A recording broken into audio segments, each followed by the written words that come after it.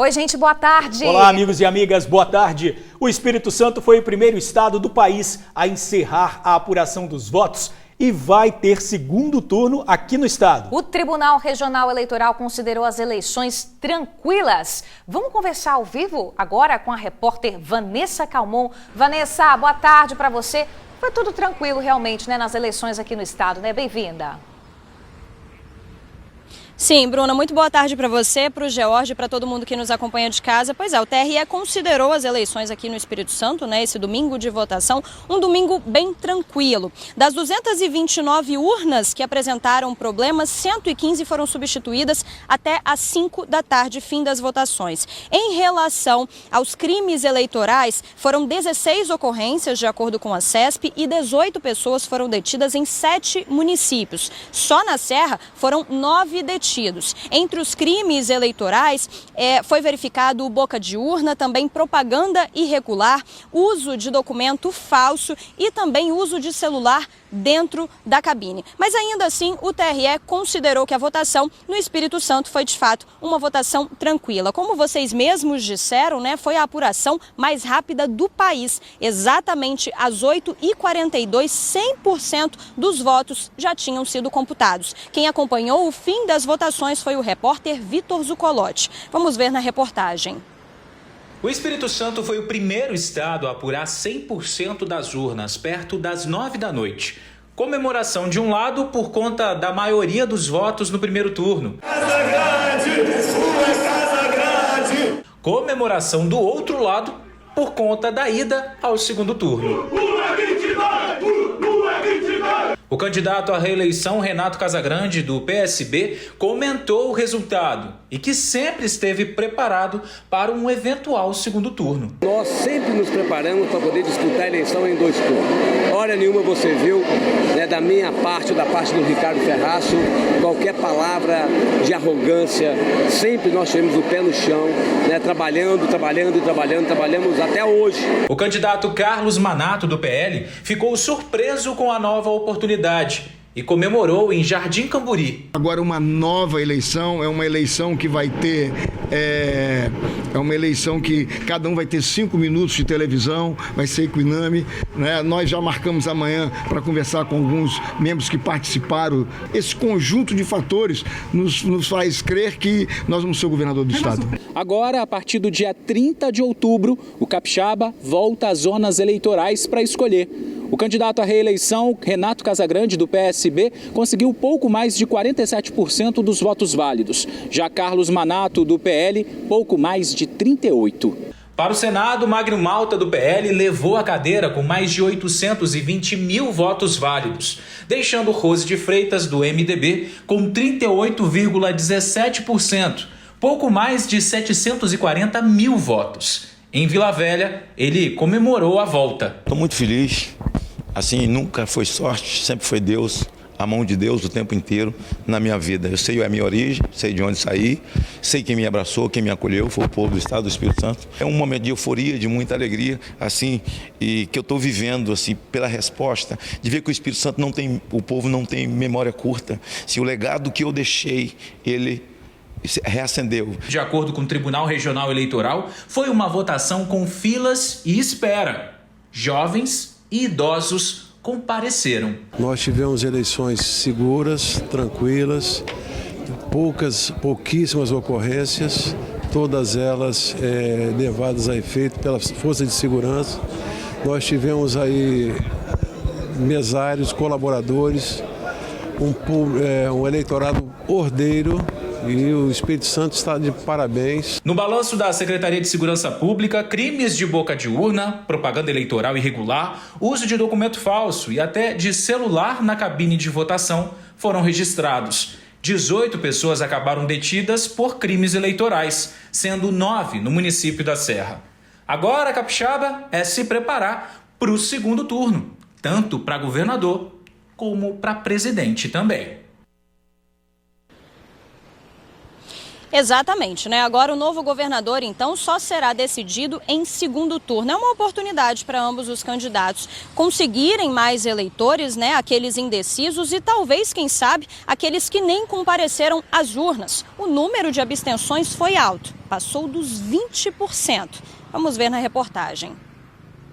E você, capixaba, o que achou do resultado do primeiro turno das eleições? Eu acho que esse resultado já era esperado. Surpresa foi o Casagrande, que eu pensei que ele ia ganhar no primeiro turno. Eu queria que meu candidato ganhasse logo de cara, mas felizmente não deu. Agora vamos partir para o segundo turno e vamos ver o que dá, né? Eu achei bom, mas eu queria já uma decisão, né? Porque ninguém merece sofrer, né? Essa é a opinião de quem votou domingo. E aqui no Espírito Santo, mais de 600 mil eleitores não compareceram às urnas. Segundo dados do Tribunal Superior Eleitoral, a taxa de abstenção no estado foi de 20,75%. E o Espírito Santo tem quase 3 milhões de eleitores. Quem votou já elegeu quem vai nos representar no Senado, na Câmara dos Deputados e na Assembleia Legislativa. O Espírito Santo elegeu 30 deputados estaduais, 10 deputados federais e agora falta escolher quem vai assumir a cadeira aqui do Palácio Anchieta. E essa decisão no segundo turno não acontecia há 28 anos.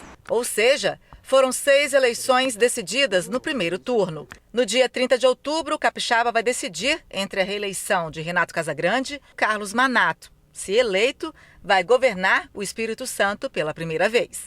Vamos esperar o segundo turno agora para ver o resultado final, né?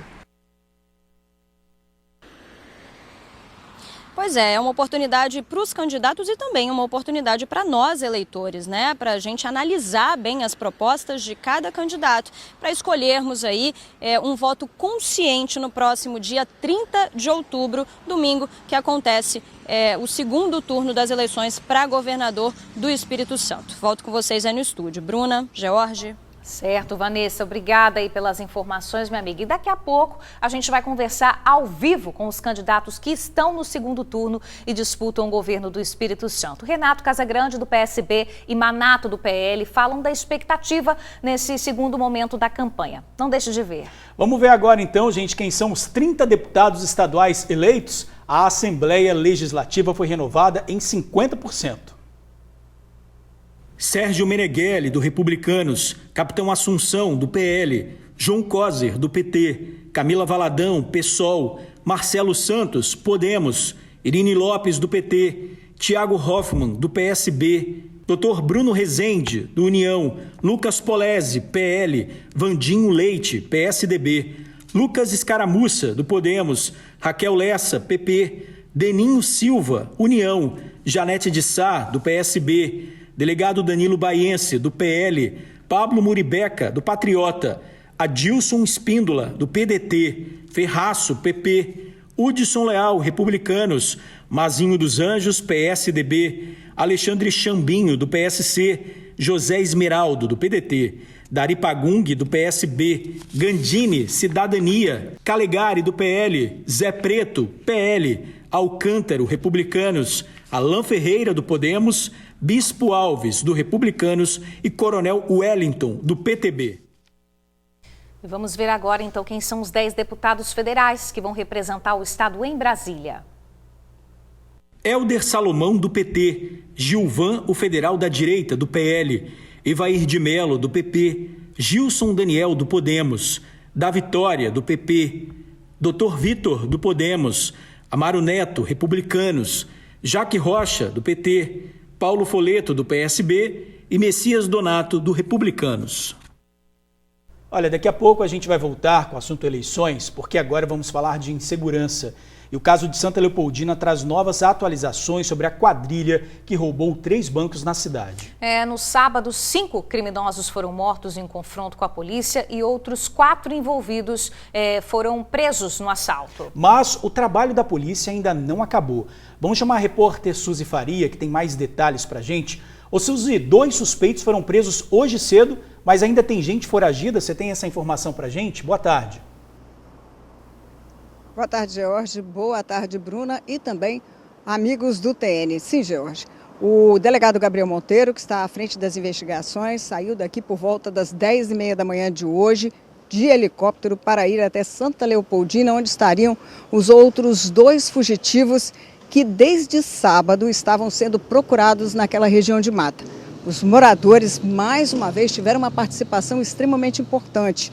É que esses 2 homens teriam ido a algumas propriedades atrás de água, informação, porque se sentiam perdidos ali naquela mata, foram identificados pelos moradores como os 2 que poderiam ter participado do ataque lá em Santa Leopoldina, e eles imediatamente avisaram a polícia, que logo foi lá e prendeu os 2. Como eu disse, o delegado Gabriel Monteiro foi de helicóptero até lá, já deve estar no local conversando com eles, e provavelmente esses 2, Jorge, vão ser trazidos para cá.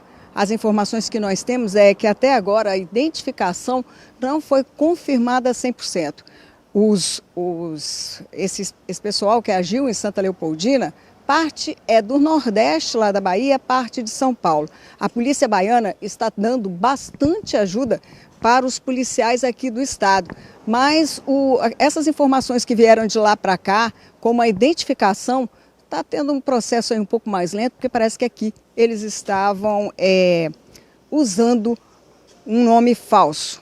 Pois bem, o trabalho, como você falou muito bem aí na cabeça, não para, sabe por quê?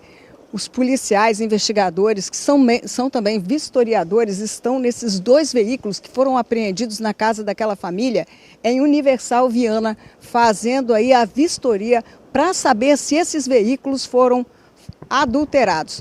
A primeira informação que eu tenho é que a suspeita maior é que aquele Volkswagen ali tem sinais de adulteração.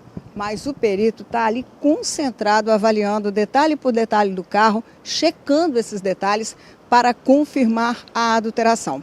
E depois que a prisão dessas 2 pessoas foi divulgada aí pela Secretaria de Segurança, o governador do estado também comentou, também deu essa notícia para os capixabas. E aí o cerco vai se fechando. Houve uma informação ainda não confirmada, a gente não conseguiu confirmar com o delegado Gabriel, de que uma 3ª pessoa estaria aqui em Vila Velha e já teria entrado em contato com o pessoal daqui da Patrimonial para poder se entregar. Mas a gente ainda não conseguiu confirmar essa informação com o delegado Gabriel Monteiro. George, Bruna. Pois é, Suzy, situação complicada, né? Sim. E a gente tem uma reportagem completa, né, desse caso que movimentou aí todo o fim de semana com a morte desses bandidos e também a prisão de alguns. Vamos ver. Na manhã do último sábado, policiais do Batalhão de Missões Especiais da Polícia Militar fizeram uma operação na localidade de Tirol, que fica na zona rural de Santa Leopoldina, na região serrana. Os suspeitos estavam numa área de mata fechada, de difícil acesso. Ao avistarem a polícia, começaram a atirar. Os policiais revidaram. Houve um intenso tiroteio. 5 envolvidos morreram no local. Com os criminosos foram apreendidas armas de grosso calibre, entre elas 4 fuzis, também uma pistola semiautomática, um explosivo caseiro e muita munição, além de malotes, mochilas, colete e bastante dinheiro.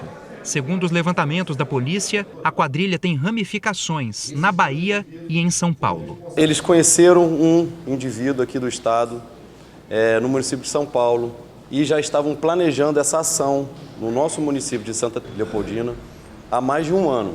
Então eles vinham já conversando, planejando, não foi uma ação de oportunidade, foi uma ação planejada. 4 pessoas foram presas no município de Viana, todas da mesma família. O serviço deles era dar informações e cobertura para os bandidos. O grupo estava sempre fortemente armado e praticou ações criminosas desse mesmo tipo na Bahia e em Minas Gerais. Os bandidos formavam o que se chama de novo cangaço, por causa do terror que implantavam nos locais onde agiam.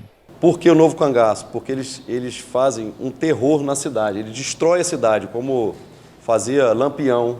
Então é um novo cangaço. É um grupo totalmente especializado, eles não agem por oportunidade, por oportunismo, eles planejam,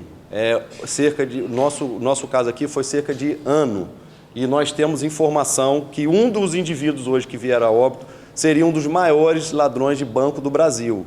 A ação criminosa aconteceu na madrugada de quinta para sexta-feira da semana passada.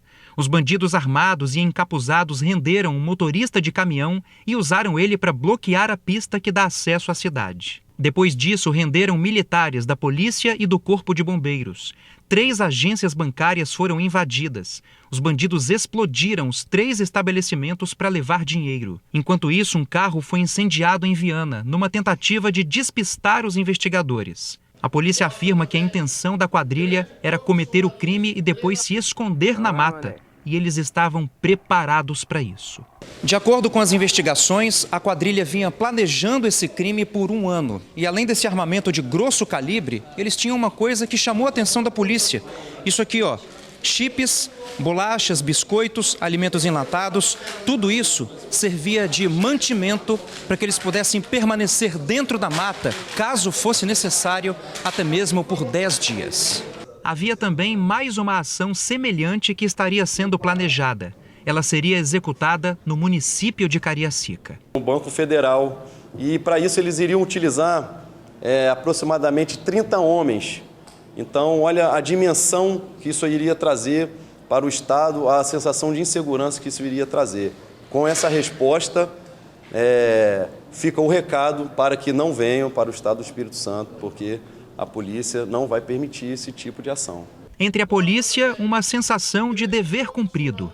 Aqui demos uma resposta para o Brasil que tem esse novo cangaço em alguns estados, que aqui no Espírito Santo eles não vão se criar. No estado do Espírito Santo, eles não terão abertura.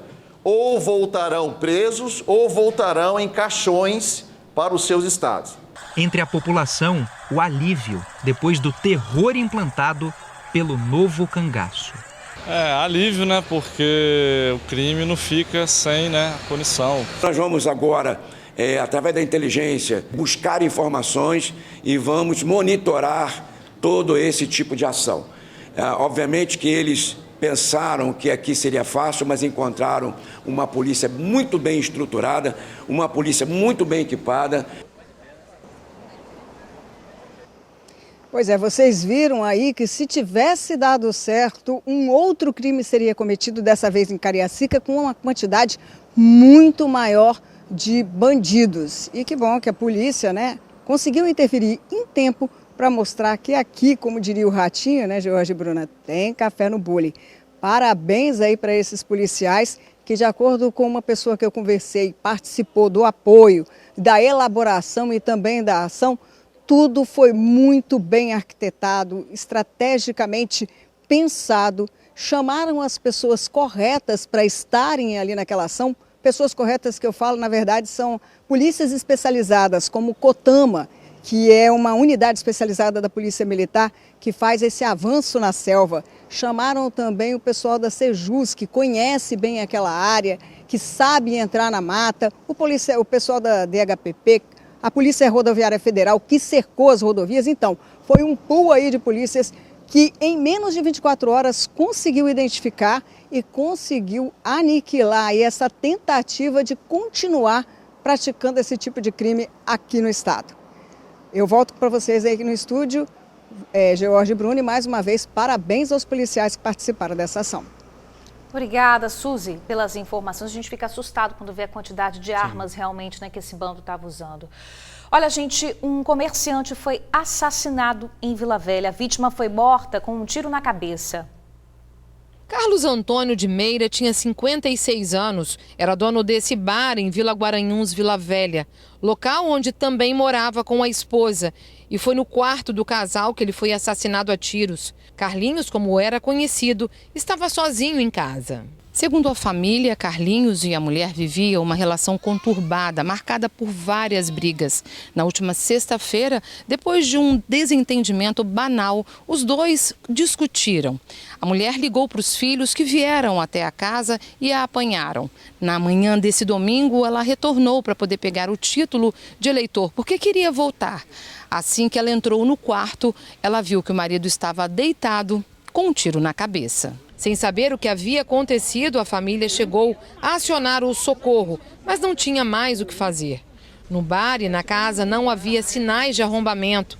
tudo foi encontrado destrancado pela família, como habitualmente ficava.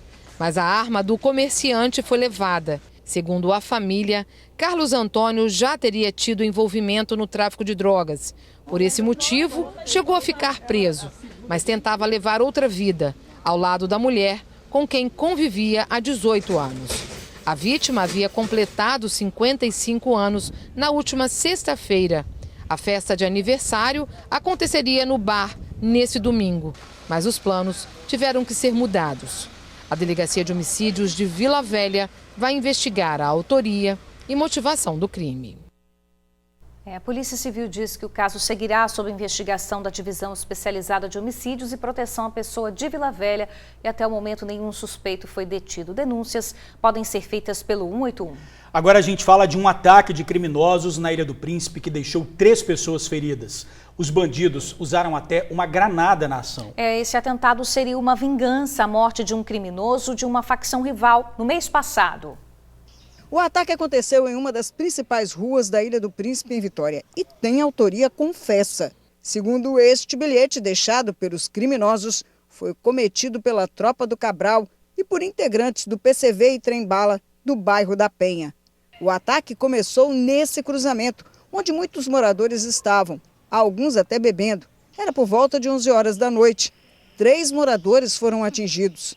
2 deles seriam alvo do grupo, porque participariam do tráfico local. Um de 23 anos e o outro de 22. Um homem de 56 que não teria, segundo testemunhas, envolvimento com o tráfico, mas estava junto aos outros 2, também foi atingido. Eles estavam nessa rua, a Fenelon Gomes, rua que ficou bem marcada pelo ataque. Os disparos efetuados pelo grupo atingiram os vidros da janela dessa casa. E olha, janela que fica a cerca de 7 metros de altura. 2 tiros quebraram os vidros, atingindo a parede e o teto do quarto. Na rua, os tiros atingiram 4 carros. Esse estava dentro da garagem e foi atingido ali, no vidro e também na lataria. Mesmo local que este outro carro, prata, que estava na rua, também foi atingido. E olha só, o portão perto de onde ele estava também. Esse e os outros carros estavam na rota de fuga dos feridos. Para encontrá-los, bastava seguir as marcas de sangue. E a situação aqui na Ilha do Príncipe foi muito pior do que vocês possam imaginar. Além dos tiros que foram efetuados naquela rua, dos carros que foram atingidos, um morador em situação de rua teria encontrado uma granada um pouco mais adiante numa rua sem saída. E olha só o perigo. Ele trouxe esse artefato na mão, deixando neste local aqui. Só que avisou um morador da rua, que tomou o cuidado de pegar aquele pneu e colocar aqui no artefato para proteger as outras pessoas que circulavam pela rua da granada. A Polícia Militar foi avisada, o esquadrão antibombas esteve aqui e detonou o artefato em segurança. A granada estava sem pino e foi detonada na madrugada de domingo. Moradores, protegidos dentro de casa, chegaram a fazer imagem. No bilhete, os criminosos explicaram o motivo pelo qual fizeram isso. Seria uma vingança pela morte de Gerão. Rogério Melo Chagas, de 31 anos, o Gerão, era o chefe do tráfico no Morro do Cabral.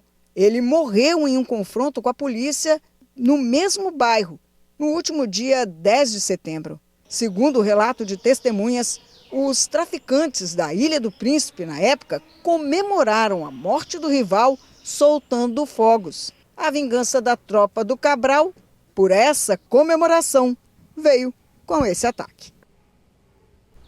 O crime é investigado pela Divisão de Homicídios e Proteção à Pessoa de Vitória e até o momento nenhum suspeito foi detido. A gente vai seguir falando da insegurança, tá, gente? Porque bandidos arrombaram uma loja em Vila Velha. Os criminosos fizeram um buraco na parede para invadir o local. A trilha estreita no meio do mato foi o caminho feito pelos ladrões para chegar aos fundos da loja de filtros, que fica no posto de combustíveis em Ataí de Vila Velha. O local deserto facilitou a escavação da parede do estabelecimento. Um buraco de aproximadamente 40 centímetros foi aberto. Já dentro da loja, os criminosos vasculharam prateleiras. Eles acabaram furtando um motor de refrigeração e também um ventilador. Só que o sensor de presença do estabelecimento foi acionado. De casa, a gerente passou a monitorar a ação dos invasores dentro do estabelecimento. A polícia foi chamada. Quando eles chegaram aqui, conseguiram flagrar os criminosos. Eles estavam escondidos no meio do matagal. Jorge Solivan e José Carlos acabaram presos pela polícia militar. 2 deles já haviam arrombado a loja antes. Essa é a terceira invasão que o local sofre. Em agosto, no intervalo de uma semana, foram 2 arrombamentos. Em um deles, o prejuízo foi de mais de R$40 mil. Agora a gerência afirma que vai reforçar a segurança da loja. Na manhã de hoje, os suspeitos passaram por exame no Departamento Médico Legal em Vitória. Na sequência, eles foram encaminhados para o presídio. Os 3 conduzidos foram autuados em flagrante pelo crime de furto qualificado e foram encaminhados ao centro de triagem de Viana. Já a PM diz que está à disposição para atender a comunidade e dialogar sobre as demandas. As pessoas devem sempre acionar o CIODES 190 quando tiverem suspeita aí de um crime em andamento. Agora a gente fala de mais um ataque na Grande Vitória. 2 pessoas foram baleadas e um morreu no bairro das Laranjeiras, na Serra. Entre os feridos, um jovem de 15 anos. Portão crivado de tiros e do vizinho também. Dentro da casa, marca dos disparos das paredes e móveis revirados. Esse foi o palco de um ataque que aconteceu ontem no bairro das Laranjeiras, na Serra. 3 pessoas foram baleadas e uma delas morreu. As vítimas foram pegas de surpresa. Eram quase meia-noite. De acordo com testemunhas, o grupo estava fazendo uma mudança. Trazia para dentro desta residência uma cama. Logo que eles estavam saindo, se depararam com um veículo que parou exatamente aqui em frente. Mesmo de dentro do carro, os homens já começaram a atirar contra o grupo. O adolescente de 15 anos, ferido, acabou caindo bem próximo daqui, nesta mesma rua. Já o de 23 saiu correndo para o final da rua e foi pedir ajuda numa casa lá na esquina. A vítima fatal, conhecida aqui apenas como Sabão, não teve chance. Acabou caindo ali dentro da casa e morreu na hora. Disputa pelo tráfico de drogas ou dívida com drogas seria o motivo do crime que aconteceu nesta madrugada. Essa dona de casa acordou com o barulho dos tiros e os gritos de socorro. Eu estava dormindo e acordei com o barulho de um monte de tiro. Aí eu falei, não vou abrir o portão, né? Que já pediu. Aí abri o portão, aí o menino baleado já estava aqui pedindo socorro, né? Aí eu falei, meu Deus. A vítima, segundo o levantamento da polícia, era da Bahia e morava há cerca de 2 meses aqui e estaria tentando fortalecer o tráfico existente. A polícia recebeu ainda a informação de que os móveis da mudança foram tomados de um usuário para o pagamento de dívida de drogas. Todos os atingidos teriam envolvimento com o tráfico. A polícia investiga o caso e até o momento nenhum suspeito foi detido.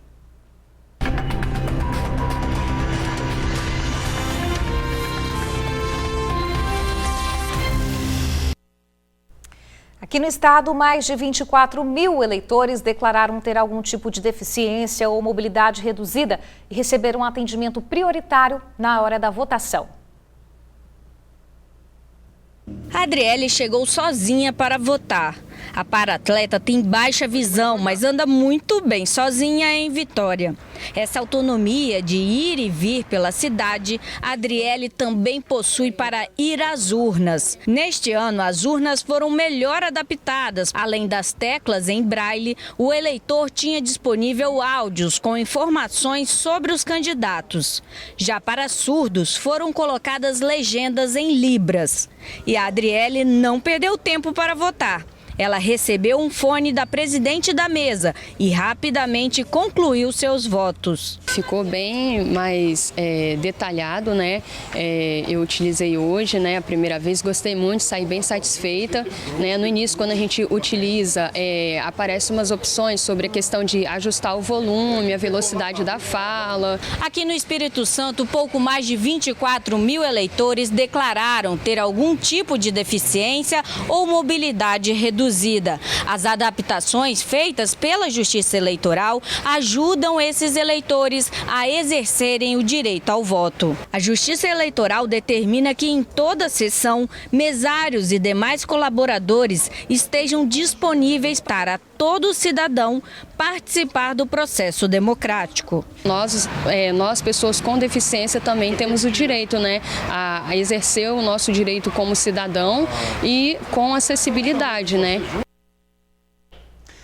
Olha, mas nem todos os eleitores e eleitoras contaram com acessibilidade na hora de votar. A jovem cadeirante Sara Sequim Caiado, de 20 anos, precisou da ajuda de 4 homens para chegar à sessão de votação que fica no 2º andar de uma escola em Guarapari. A escola possui elevador, mas justo neste domingo, no dia da votação, ele não estava funcionando. A família da jovem procurou a pessoa que estava encarregada de organizar as eleições na escola. Eles foram informados que nada poderia ser feito. O Tribunal Regional Eleitoral do Espírito Santo disse que vai apurar esse caso, e deve mesmo, né? Rápido intervalo e na volta nós vamos te mostrar outros momentos desse domingo de eleição aqui no Espírito Santo. E ainda, corpo encontrado em valão de Vila Velha pode ser de homem que assediava passageiras em um ponto de ônibus. E as ofertas de emprego do dia? Não sai daí não, a gente já volta. TN1 de volta, o corpo de um homem foi encontrado num valão de Vila Velha. De acordo com testemunhas, ele é suspeito de assediar passageiras em um ponto de ônibus. Uma operação foi montada no valão de Nova América, em Vila Velha, para resgatar o corpo do homem. A vítima apareceu no local na manhã desse domingo. Por conta da dificuldade de retirada, o corpo de bombeiros foi acionado. O homem foi puxado para a margem com a ajuda de uma vara.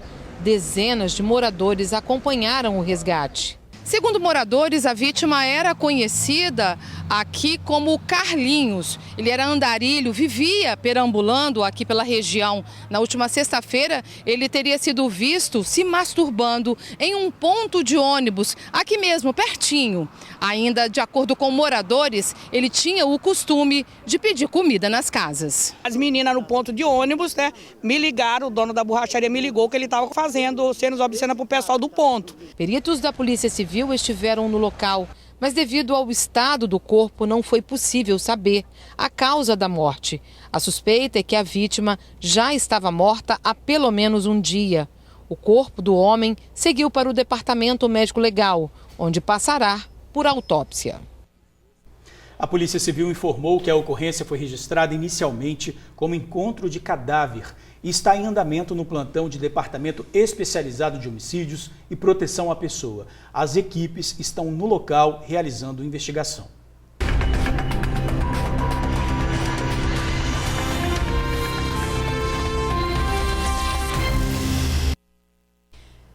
Meio-dia, 34 minutos, vamos chamar a repórter Vanessa Calmon, que vai conversar ao vivo com Renato Casagrande, que tenta a reeleição ao governo do estado. Casagrande vai falar da expectativa para o segundo turno. Olá, Vanessa, boa tarde para você e para o candidato também.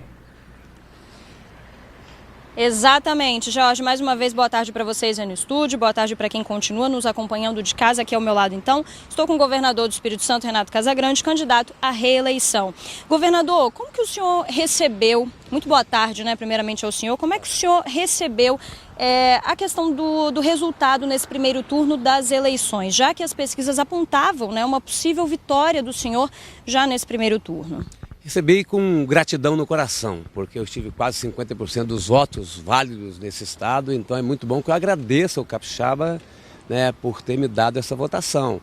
As pesquisas apontavam a possibilidade de vitória no primeiro turno, mas eu sempre tive muita humildade, pé no chão, muito trabalho, trabalhei até sábado à noite, né, porque eu sabia e sei também que a gente tem que esperar o resultado da urna para poder tomar uma decisão. Então eu já estava preparado psicologicamente, eu, minha equipe, de que a gente, se necessário, seguiríamos em frente como estamos seguindo em frente, e o segundo turno vai ser uma grande oportunidade a gente poder confrontar projetos e características pessoais, projetos políticos, e discutir efetivamente o futuro do Estado do Espírito Santo. Esse Estado é um Estado respeitado, é um Estado equilibrado, é um Estado que é conduzido com serenidade, com transparência, dando valor à vida, né? Então nós vamos colocar as nossas características, comparar com as características do adversário, porque é um confronto direto, né? E isso vai permitir que o cidadão capixaba possa escolher aquilo que é o melhor para o nosso Estado para os próximos 4 anos e para frente. Então é bom que a gente possa reconhecer que a gente avançou muito nesses últimos 20 anos, a gente tirou o Estado da situação de desorganização administrativa, de envolvimento com o crime organizado, e nós hoje colocamos esse Estado como um Estado respeitado. E nós não podemos correr o risco de ter retrocesso. É por isso que esse confronto direto vai ser importante. Governador, essa força que a gente percebe agora nos resultados, né, nesse primeiro turno, essa onda bolsonarista em todo o país, isso pode dificultar a disputa pelo segundo turno? Olha, nós conseguimos, mesmo com toda essa polarização nacional, conseguimos chegar em primeiro lugar aqui no primeiro turno, tá certo? E as pessoas sabem com clareza da minha posição, do meu partido nacional, mas sabe também que eu saberei dialogar com qualquer um que seja presidente da República, como dialogo hoje com o presidente Bolsonaro, como dialogo com seus ministros. Então, o governador não pode ser oposição a ninguém, tá certo? Então, o governador tem que estar com a sua posição política definida na hora da eleição, através do seu partido, mas ele tem que ter a capacidade de dialogar com todo mundo. E essa é a minha característica. Eu sei dialogar, tenho capacidade de diálogo, eu não posso ser um governador para governar para as pessoas que votam em mim, eu tenho que ser governador para governar para todo mundo, que votou, que não votou em mim. Então esse estilo meu de governar é que me dá, de fato, a dimensão do respeito que as pessoas têm pelo nosso trabalho. Governador, a gente tem pouco tempo, mas o senhor vai buscar apoio de outros candidatos que foram derrotados agora nesse primeiro turno? Já estão buscando, de candidatos, de partidos, de lideranças que não disputaram a eleição, mas que estavam com outras candidaturas. Então nós vamos buscar, porque, como eu disse, é o futuro do Estado que está em nossas mãos. Nós não podemos retroceder, temos que avançar, manter cada vez mais as instituições fortes desse Estado, para a gente poder dar mais qualidade de vida a cada capixaba. E pretende conquistar o eleitorado, né, que não foi às urnas também? O mais importante é o contato direto, é a conversa nossa aqui, direta com o cidadão, tá certo? E com a cidadã. Isso é o mais importante, é isso que a gente já está fazendo, vamos fazer cada vez mais, lógico, também conversando com as lideranças para que a gente tenha o apoio dessas lideranças. Tá certo, então muito obrigada, viu, pela sua entrevista, governador do estado, Renato Casagrande, candidato à reeleição. Eu volto com vocês aí no estúdio. Bruna, George. Obrigada, Vanessa. Agradeço também ao candidato pela entrevista. Agora a repórter Manuela Machado conversa com Carlos Manato, do PL. O candidato também fala como será a campanha nesse segundo momento das eleições. Olá, Manu, boa tarde para vocês.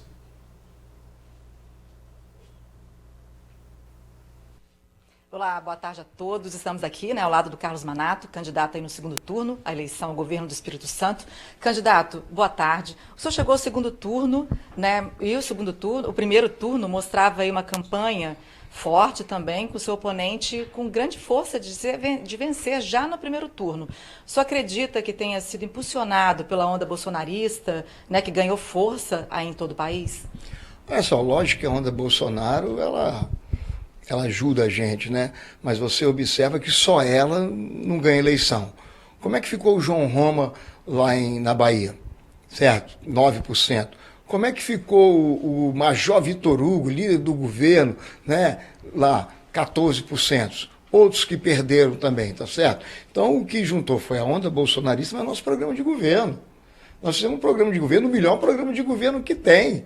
Você está entendendo? Nós colocamos para as pessoas, e vamos colocar nesse segundo turno, você quer que a polícia vá para a divisa, certo? Ou fica tiroteio no morro? Você quer que crie a polícia rural, ou você quer o que está aqui? Você quer que zere a fila da saúde, mais de 20 mil cirurgias eletivas, cirurgia da cardíaca não está funcionando, a catarata não está, Né? Você quer isso ou você quer o modelo que está aí? Você quer a fome e a pobreza ou você quer o nosso modelo? Então isso tudo nós vamos discutir agora, entendeu? É a oportunidade que nós temos agora no segundo turno. Agora é tudo igual.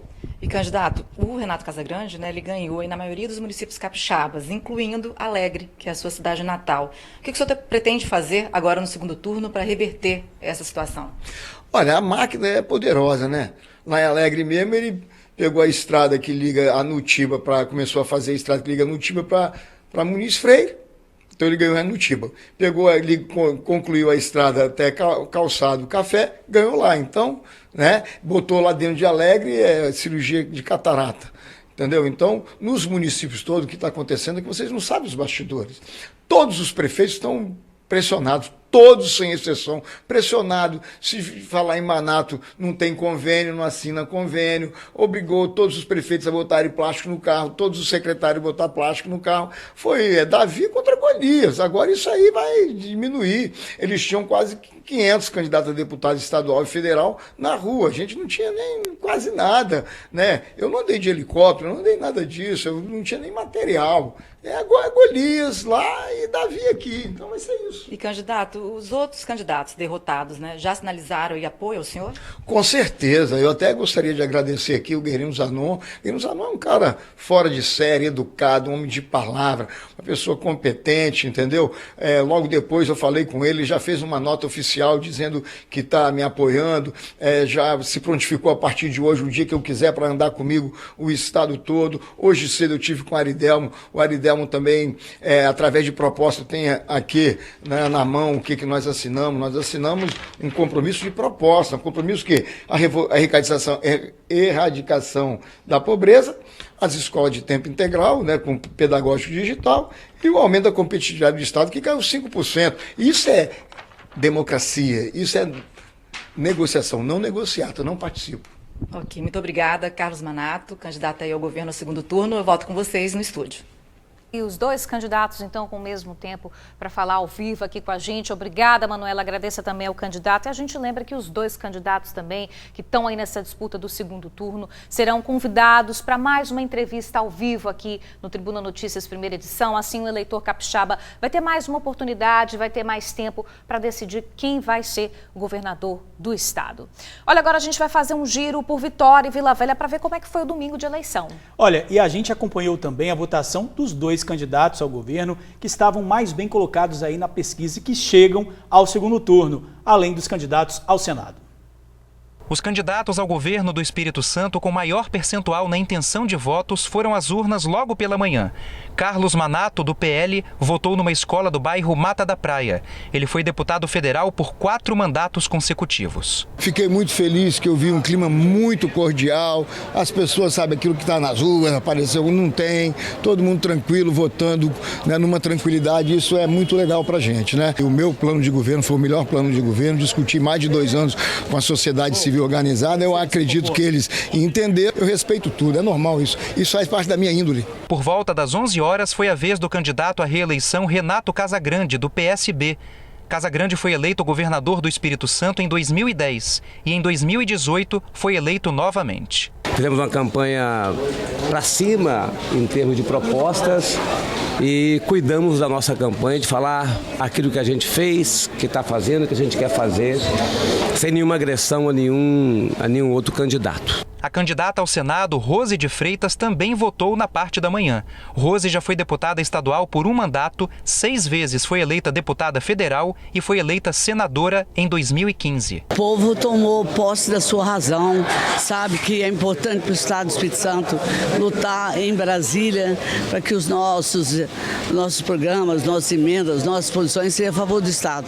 E não se trata só de retorno econômico, se trata de posição política mesmo, tratar diferentes como iguais. Outro candidato ao Senado, Magno Malta, registrou voto numa escola do bairro Itapuã, em Vila Velha. Ele atuou como deputado estadual, deputado federal e senador por 16 anos. A minha expectativa é muito grande de voltar ao Senado da República para fazer o Senado cumprir a Constituição do Brasil. Com documentos em mãos, muitos eleitores chegaram antes das 8 horas para votar. É bom acordar cedo, né? De vez em quando. Tá aguardando, hein? da vez. O senhor quis vir logo, acordou cedo para votar logo? Com certeza. Já com o documento em mãos? Com certeza, está aqui na mão. A cola também já está feita? Novidade.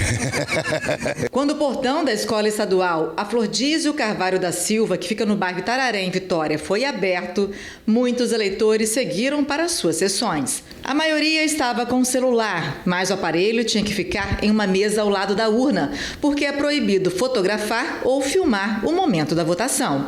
Andréia, que chegou mais cedo, votou em 1 minuto. Foi rapidinho, sim. Que sentimento nesse momento? Bom, né? Missão cumprida. O Brasil tem mais de 156 milhões de eleitores e o público maior? A mulher. São as mulheres, principalmente entre 35 e 44 anos. Mas aqui ao meu lado está a dona Tereza, que tem 86 anos de idade e faz questão de votar. Qual a importância do voto para a senhora, dona Tereza? Eu acho muito importante porque a gente elege, né, a pessoa que acha que é o melhor, que vai dirigir melhor o nosso país, né? Com tanta dificuldade que a gente está tendo, né? Então, acho que é importante, né? O voto, um voto consciente também, né? A Nélia é um exemplo. Aos 35 anos, tem esperança que uma boa escolha possa trazer dias melhores. A gente não está aqui para defender voto, né? Para falar sobre quem ou não. A gente está aqui para melhorar, né? O Brasil, porque hoje está difícil, né? Até para comer, né? Está difícil. Em Vila Velha, esta escola teve o maior colégio eleitoral, com mais de 10 mil votantes. Ficou movimentada durante todo o dia. É importante, tem que participar. É a democracia, né? Você tem que eleger quem você acredita. Em todo o estado, a faixa etária dos 35 aos 44 anos foi a mais esperada nas urnas. Mas o poder da decisão ficou mesmo com as mulheres. Mais de 1 milhão de eleitoras foram às urnas. Ela decide tudo, inclusive decide em casa, decide no governo, decide todo mundo, quem manda é a mulher. No Espírito Santo, as mulheres são mesmo maioria. Elas representam mais de 50% do eleitorado. Mas este ano também chamou a atenção aqueles que vão votar pela primeira vez. Com 18 anos de idade, Paulo carregava o documento que daria o passe livre às urnas pela primeira vez. Desde os 13 anos estudando política, adquirindo esse conhecimento, né, sendo criado em uma família com bons princípios, bons valores, entendeu? E agora chegou a hora de finalmente botar em prática, né? Disposição para o voto não faltou para seu José Elias, 72 anos. Duro foi esperar a votação. Tem a maior fila. Quase 2 horas, tem razão. Neste 2 de outubro, muitos pais passaram adiante as lições de cidadania para quem representa o nosso futuro. Acho que é uma oportunidade boa dele acompanhar o processo. Eu já ensinei para ele que aqui é um colégio, que vai ter votação, e que o número que o papai vai votar, já falei um monte de coisa para ele. E assim vai passando, né? Foi assim que eu aprendi com a minha mãe e assim vamos passando para frente. Isso aí, democracia. Olha, além de Casa Grande e Manato, outros 5 candidatos disputaram o governo do estado. Guerino Zanon, do PSD, votou pela manhã em Linhares. Foi o 3º colocado na disputa, com mais de 146 mil votos. Em 4º, Aldifas Barcelos, do Rede. Ele votou numa escola do bairro Hélio Ferraz, na Serra, recebeu mais de 135 mil votos. O candidato Aridelmo, do Partido Novo, ficou na 5ª colocação com quase 15.800 votos. Na sequência, Capitão Vinícius, do PSTU, ele alcançou pouco mais de 4.500 votos. E na última colocação, ao governo do estado, Cláudio Paiva, do PRTB, teve 1.418 votos.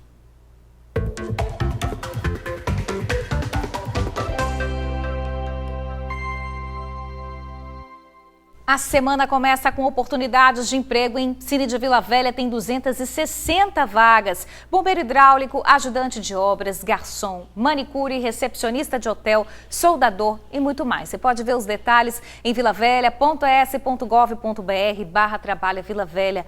Já o Cine da Serra tem 342 vagas.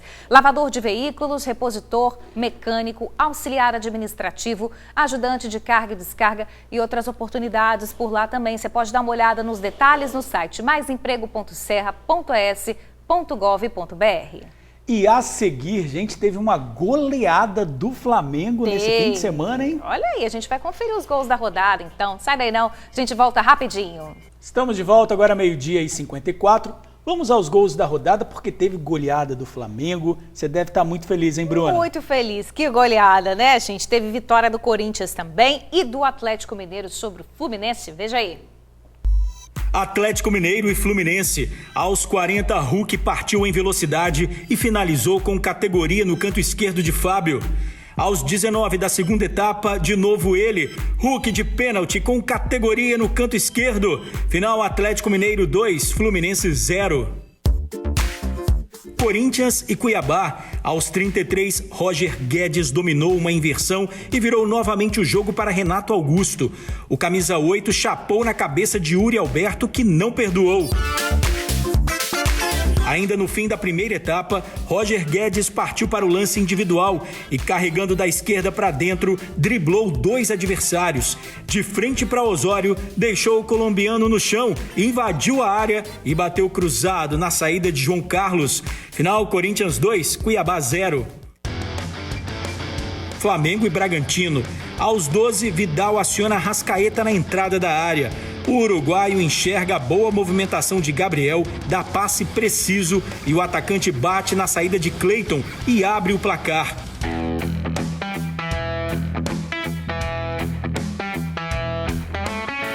Aos 2 da segunda etapa, Elinho desloca Santos, bate no canto direito do goleiro e empata a partida. Mas aos 20, Pedro amplia para o Flamengo. 4 minutos depois, Pedro de novo.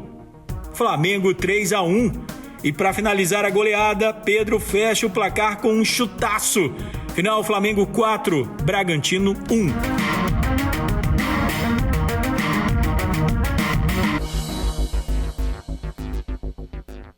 Agora a gente fala de mais uma morte por febre maculosa aqui no estado. Caroline Pereira da Silva, de 27 anos, morreu na manhã de ontem. Ela estava internada na UTI do Hospital Evangélico em Itapemirim desde o dia 23. O marido dela, Bruno Batista, de 31 anos, continua internado em estado muito grave. O casal tinha passado o fim de semana pescando em uma comunidade ribeirinha de Rio Muqui, localidade onde há animais que hospedam o carrapato estrela, hospedeiro da bactéria que causa a febre maculosa. Equipes da Vigilância Epidemiológica de Itapemirim e estadual estão fazendo uma varredura com coleta de material para uma pesquisa na área onde moram as vítimas e no local onde ocorreu a pescaria. E agora a Manuela Machado tem um recado pra gente. Olá, Casa do Serralheiro, bora Brasil! Aqui é mais barato. Confere na tela comigo. Telha Galvalume, R$ 40,90 o metro. Chapa inox, R$ 189,00 a peça. Coluna pronta, R$ 72,90 a peça. Casa do Serralheiro é o maior shopping de aço do Brasil, com uma grande variedade de produtos. Só aço de qualidade, viu? Além da entrega mais rápida do estado e atendimento VIP, recebemos o seu projeto. E junto com os nossos especialistas, recomendamos o melhor custo-benefício. Casa do Serralheiro joga junto com você. Estamos na Serra, Campo Grande, Santa Maria de Itibá, Linhares, São Mateus e agora em Vila Velha. Pode ligar. Queremos atender você, 3226-8045. 3226-8045. Casa do Serralheiro, a gente se envolve de verdade. Valeu, Manu.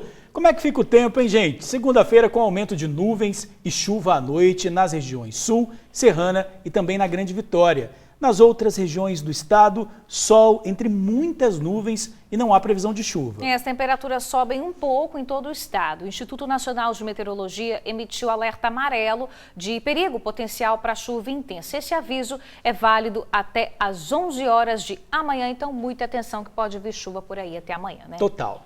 E a gente fica por aqui, gente, agradecendo sempre a sua audiência. Te esperamos amanhã. Beijo, gente. Boa semana. Tchau, tchau. Até amanhã.